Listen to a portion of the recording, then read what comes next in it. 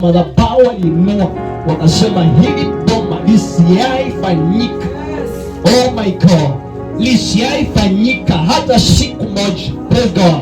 I come as a servant of God, nikushike mkono nikuambie ya kwamba kila madhabahu waliopanda kwa boma la neno wakasema tumemaliza watoto wa boma la neno, haitafanya kazi kuanzia sasa.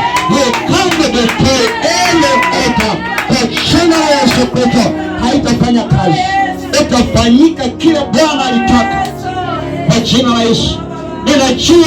Ninajua kuna watu ambao walishikana mikono, kuna vikao vilikaa wakasema wacha tufanye hivi ili tuweze kumaliza.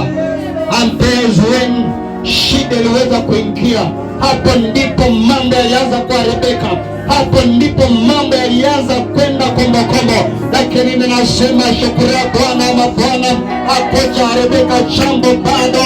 Hiyo roho ambayo waliweza hakika kuiweka, waliweza kuipanda kwa nyumba ya baba yako, kwa nyumba ya mama yako, kwa boma leno, haitafanya kazi kuanzia leo. Itafanyika kile, ndugu zako watafanyika kile, dada zako watafanyika kile. Bwana alisema kwa jina la Yesu Kristo, maana Mungu aliye hai, kwa jina la Yesu, tukwamba kuna kitu chochote kinaweza